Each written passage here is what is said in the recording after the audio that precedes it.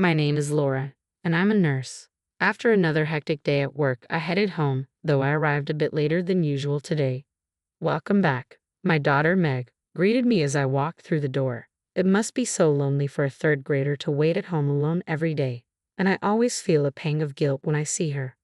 Despite my own feelings, I know some of my colleagues envy me because I work at the town's hospital, which doesn't require night shifts. Where's your dad today? I asked Meg, noticing his absence. He hasn't come home yet, Meg replied. I wonder when he'll be back. It feels like I haven't seen him in ages. Stan, my husband, is a workaholic and rarely spends time at home. I can't even remember the last time we had a family meal together or he helped with the housework. To be fair, he does spend time with his family, just not with Meg and me. On his days off, he goes to his mother's house to help with gardening, cleaning, and having dinner. He's never been to Meg's soccer practices or spelling bee contests, always prioritizing his parents over us. Because of this, Stan and I have grown apart. I'm sorry, honey, I said, holding Meg close. I'm so sorry for making you feel lonely all the time. I'm fine, Mom. You come home every day, so that's enough for me, Meg reassured me. My heart ached for her. If we were a typical family, we'd spend more time together and be happier. No matter how many times I apologized, it never felt like enough. Then one day, Stan came home at a normal time, a rare occurrence. Our mutual affection for him had waned, and conversation was sparse. During dinner, Stan suddenly broke the silence.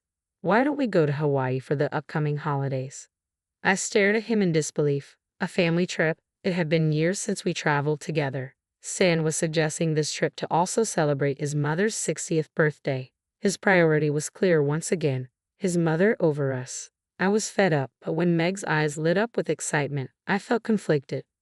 We can go to Hawaii? I really want to go, she exclaimed, thrilled at the prospect of her first visit to Hawaii. Seeing Meg so happy made me hesitate, although the idea of a family trip after so many years felt bittersweet, especially with Stan's mother involved. I didn't want to disappoint Meg. All right, I guess so, I said with a sigh. It's been a while since we've all been together as a family, so let's go. On the day of the trip, Stan and I had work, so we planned to meet at the airport. Unfortunately, my shift ran longer than expected, and I was running very late. After work, Meg and I rushed to the airport. We took the bus and finally arrived, but an unexpected problem arose. They're not here, I said, glancing around anxiously. Stan and Kate were nowhere to be seen. I searched the airport frantically but couldn't spot them. Where could they be? I checked my phone, but there were no missed calls. I tried reaching Stan and Kate, only to be met with the frustrating message. The number you have dialed is either not powered on right now or has no signal. Desperation set in, and I approached the airline's reception desk for help. A ground staff member looked up and asked, "Are you Miss Laura Martin?" "Pardon?" I replied, confused. "Yes," I finally said, unsure how they knew my name. The staff member handed me a piece of paper. "I was asked to give this to you." I unfolded the paper, my heart sinking as I read the message. "If you can't be on time, we will take you. You'll have to make your own arrangements. Why don't you just camp out somewhere around here?" Stan and Kate, stunned. I felt a surge of anger and disbelief. Meg noticed my distress. "Mom, what's wrong?" I forced a smile, trying to stay calm. "Oh, it's nothing, sweetie. It looks like your dad and Grandma went ahead without us." "So, we can't go to Hawaii?" Meg asked, her excitement fading. I tried to reassure her. "Yes, we can. We can catch up with them and get on another flight." In reality, though, we didn't have the funds for another ticket. As I pondered our options, an elderly man collapsed in front of me, adding to the chaos of the situation.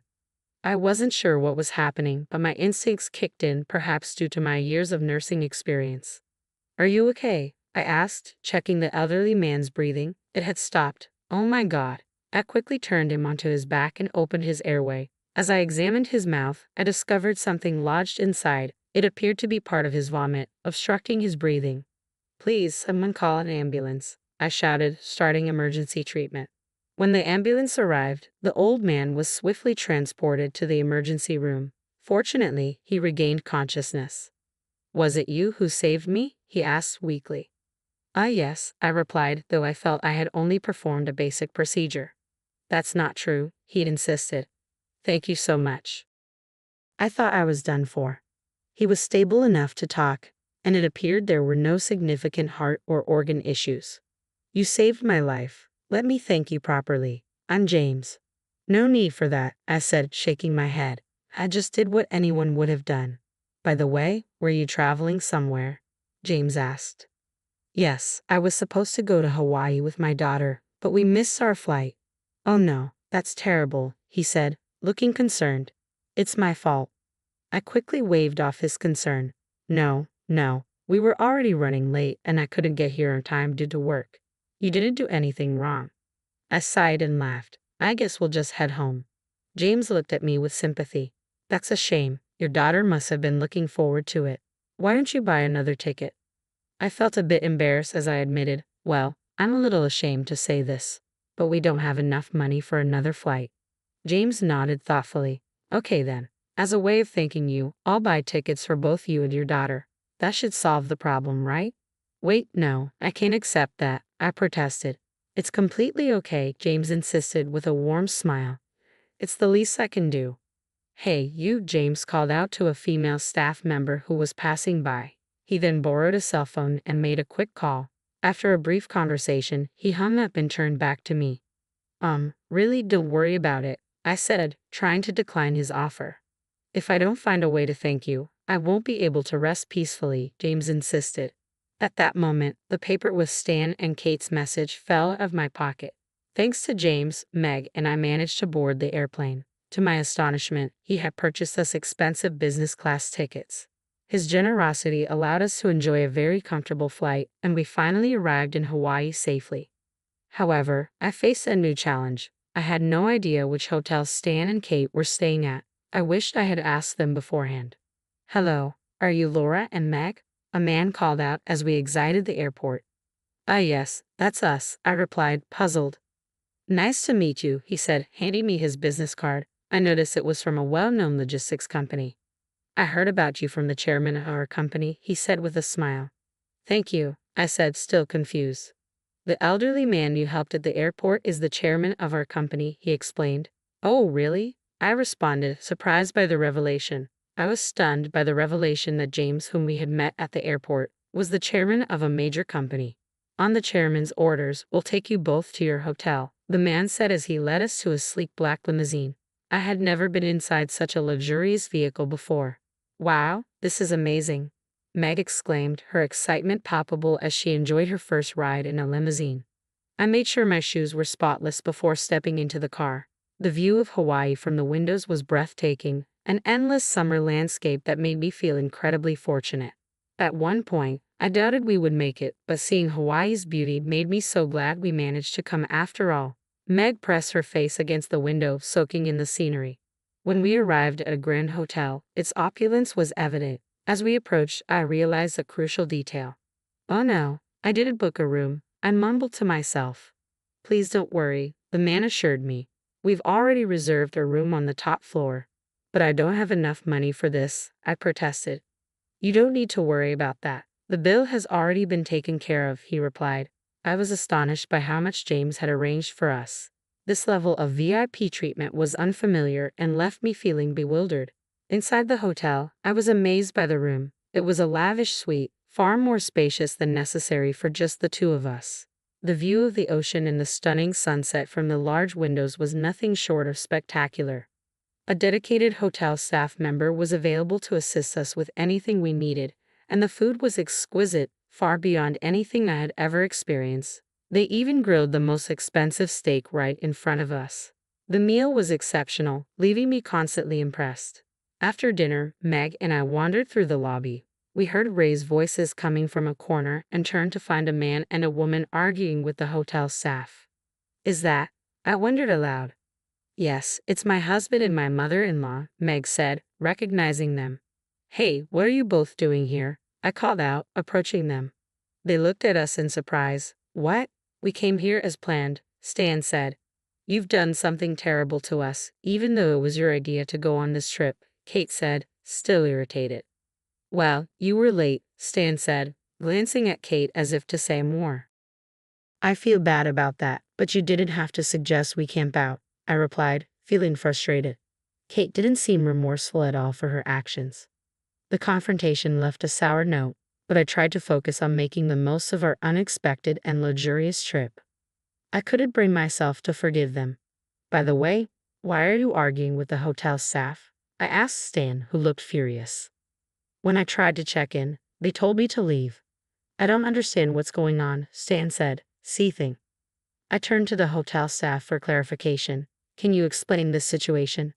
The staff member nodded. We were instructed not to let these individuals stay here.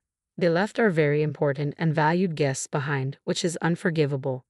Now, it made sense. James had significant influence over the hotel. The chairman of such a major company certainly held a lot of power, and it was clear you didn't want to cross him. Stan and Kate looked puzzled. What does this have to do with us? Stan demanded. It's a long story, the staff member replied, but the chairman can't forgive you for abandoning Megan. When you left her behind, it was seen as a serious offense. Stan and Kate were bewildered. How does someone from this hotel know about that? I understood their confusion but felt it was what they deserved. I took out a business card, the same one given to me by the man who had helped us from the airport. This is. The hotel staff member's eyes widened as he examined the card. This is from one of our major clients. Stan's face turned pale as he took the card from me, his hands trembling. Kate's expression mirrored his shock. You know the chairman of this company? Stan asked, his voice quivering. Of course, I replied. He collapsed at the airport, and I helped him. In gratitude, he arranged our flight and booked our hotel room. Kate fell to the floor, trembling. What's wrong, Mom? He's in the same gym club as me, Kate stammered. Everyone looks up to him. The coincidence was staggering. I was amazed to learn that my mother-in-law knew the chairman. Before Kate's revelation, I had already learned about it from James himself. He had seen the paper that fell from my pocket and recognized the situation. Laura, what is this? James had asked when he saw the paper. Well, I had explained, we were abandoned by my mother-in-law and husband. That's terrible, James said, but I recognize that last name. Is your mother-in-law's last name Martin? Yes, it is. Her name is Kate Martin. James nodded. I know her. She's also a member of my gym club. I wouldn't have expected her to act this way. I looked at Stan and Kate with a wry smile. Since you've decided to leave us behind, I guess we'll just enjoy the trip on our own. I turned to Kate. Why don't you camp out somewhere nearby? Enjoy the Hawaiian night under the stars. Hey, wait, that's terrible, Kate yelled, her anger rising. You're being incredibly rude, Stan shouted. Stan and Kate continued to protest, but I simply shook my head, ready to make the most of our unexpected adventure with Meg. As I turned my back on Stan and Kate, I couldn't help but find their behavior ridiculous. They had thrown harsh words at me, but when I stood up for myself, they called me terrible and rude. I burst out laughing. Let's go, I said, taking Meg's hand.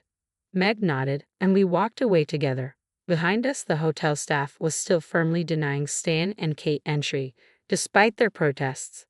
Get out of here, the staff said. We don't have rooms for you. Finally, Stan and Kate left the hotel, and we were free to enjoy our trip to Hawaii on our own. With Stan's influence almost completely gone from Meg's life, there was no need to think about him at all. I was amazed by the unexpected gift of this wonderful trip, a direct result of helping an elderly man. We were deeply grateful to him for making this experience possible. After returning home, the trip felt like a refreshing escape. Meg seemed to be very satisfied with the vacation, and I was happy to have shared it with her. As for Stan and Kate, their troubles didn't end with their departure from the hotel. Upon returning home, Stan was exhausted and disheveled. It turned out that James' instructions had been communicated to every hotel in Hawaii, and Stan and Kate had spent their time camping out in the wilderness. The consequences of their actions were severe.